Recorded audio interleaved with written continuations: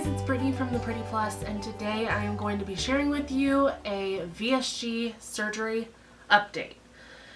I have not shared one of these in a while, and I meant to share at my 6 months, but life was just too much at that point.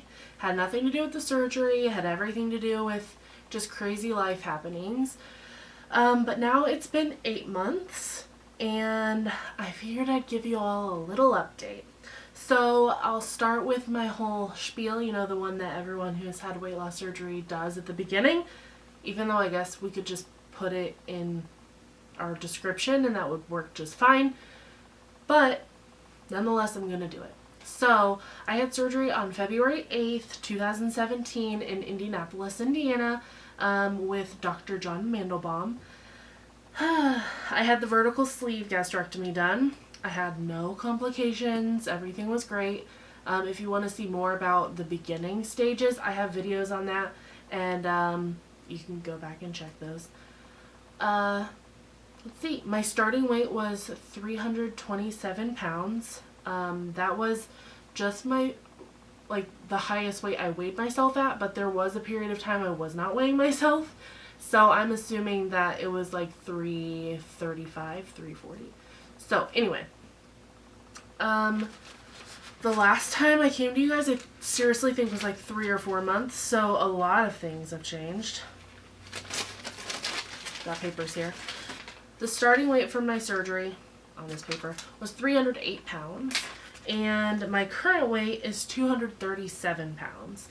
So, if you're not good at math, like I'm not, and I had to write it down beforehand, that's 90 pounds lost since my starting weight, my highest starting weight, and then 71 pounds lost since surgery. So, I have something to say about that I'll address later. But I think that I'm what people consider a slow loser. And I'll talk about that later in the video. But the other exciting thing is that I measure myself, and I don't know if I measure myself really correctly, and I just measure the things that I want to see progress on. So these are probably weird numbers, but my total inches that I counted the day of my surgery was 396.75 inches. And today I'm 332.5 inches. So that's 64.25 inches lost off my body. And I'd say a big area of that would be my waist has gone from 56.75 inches to 46 inches. That's crazy. I hadn't looked at before and after yet. I just looked at the whole number. Whew, that's a lot. My neck has gone from 18.5 inches to 15 inches. That is crazy. I measure my chin. I don't include it in the number. I have a few extras. I have shoulders, which I haven't measured since my first, but I figured my shoulders would not be as wide, and I know that they're not as wide. I can see it looking in the viewfinder right now. But chin is one. I wanted to measure my double chin, and when I started it was 21 inches, and I measured it today and it's 16. That is an insane number to me. Totally insane. So things like my ankles have shrunk 2 inches. My calves are down about 2 inches. Guys, it's a lot. It's a lot. So I'm done talking about those stats because there's only so much you can say. But I do want to go back to the slow loser thing. I hear people say all the time that they are a slow loser, or people talk about how quickly they lose. And for me, I'm a pretty steady loser.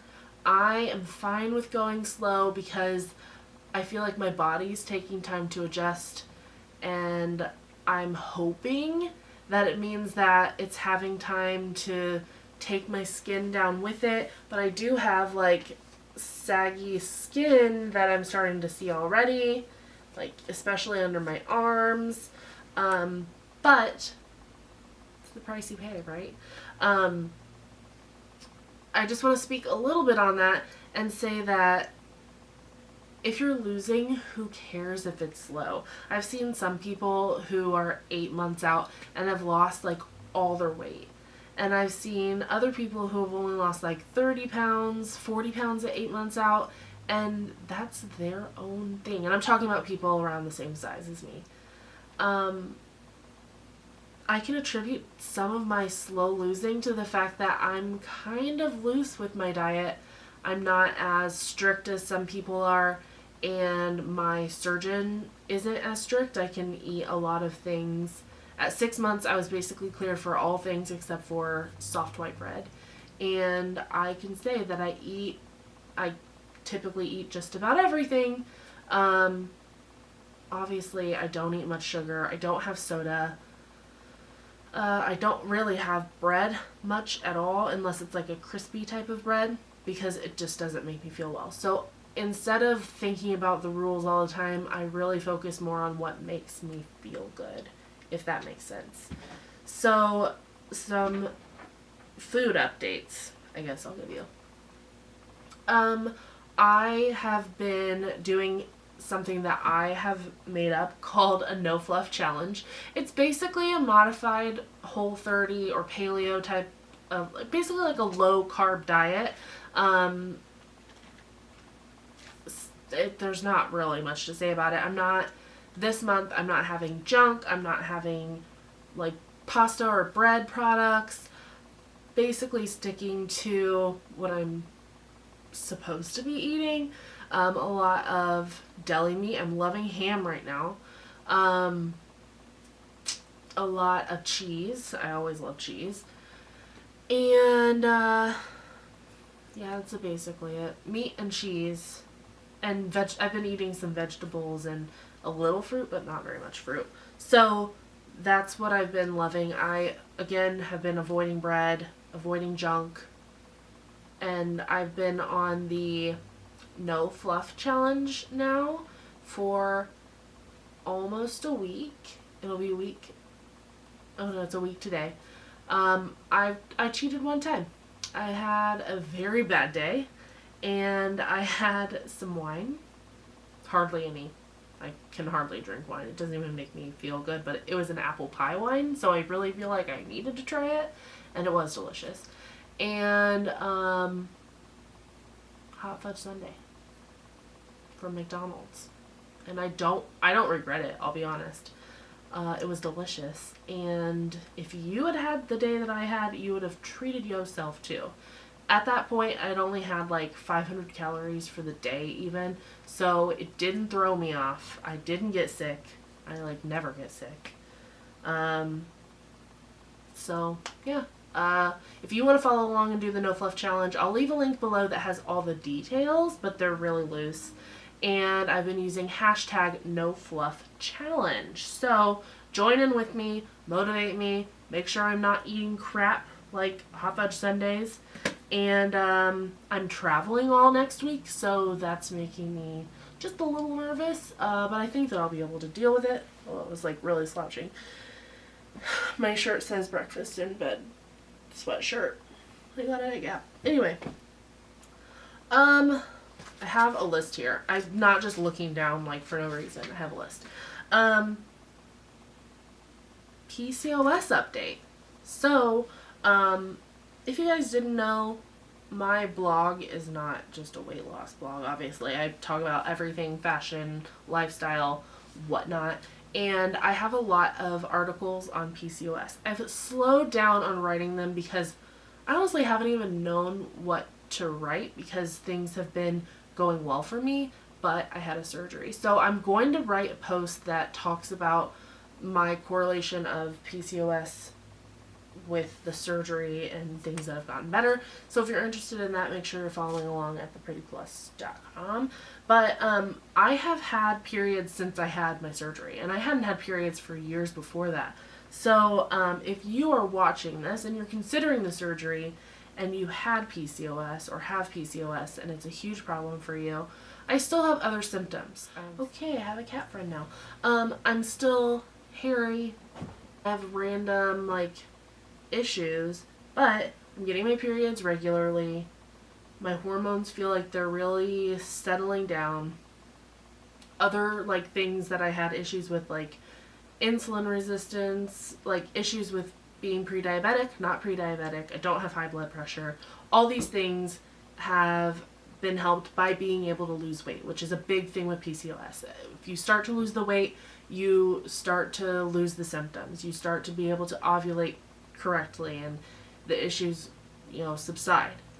Mostly. Sometimes people aren't that lucky. If you're not, I'm very sorry. But the issues that I've had, I've been getting a lot better. I did this whole thing because I wanted to be healthy, obviously. My husband and I want to conceive naturally, and it's looking like we're going to be able to. So, yeah, down the road, we want to try to have a kid. Looks like it's going to be possible. Fingers crossed. Anyway, the last thing I want to talk about is people noticing weight loss. So, especially in this last week, or a few weeks, I feel like my face has taken another loss where I had a big round face. I mean, if you look at my other videos, like my face has shrunk so much in just this year. And my shoulders, I was like a lot wider. I would take up, a lot more space. And I think people have noticed that I'm getting smaller, and it's hard for people to understand.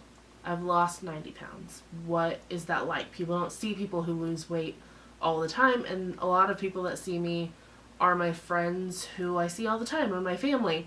And then one day it'll be a few weeks later and they're like, wow, you've lost a lot of weight. I haven't lost that much weight since you saw me last. I think you're just looking at me, right? So, people noticing my weight loss still weirds me out. When they say congratulations or good job, that's what I'm like, they say good job, and yeah, I am doing part of it, right? I have to make sure that I'm not eating junk food all the time, that I'm not making myself sick by overeating, by, exercising some, not a lot. But I think that it's a strange thing that I can't accept when someone says good job. I feel like I didn't really do it. I had a surgery to do it. So good job surgery. Like, I don't quite take that compliment very well. If someone wants to say, wow, awesome weight loss. Sure. I did lose weight. That is pretty awesome. You're looking good. Thank you. I feel like I am looking good. Good job. I just feel like I'm not doing most of it. But I digress. That's just one of those mind F things that happen when you lose a lot of weight. And I am very blessed in having lost weight. Very blessed in being able to have the surgery, not have complications, have a really easy go of things. And yeah, I feel like I've rambled a lot, but I really haven't updated you in a while. So if there's anything else you want to know about a gal who's 8 months post-op, who is kind of a slow loser, but is very happy with her weight loss and her body as it's changing, then leave me a comment below. You can always email me. I'll leave my information below for you. I'm happy to answer any questions or talk about anything you feel like talking about. You can find me on social media at @theprettyplus. And I look forward to talking with you guys soon. Thanks for watching. Bye.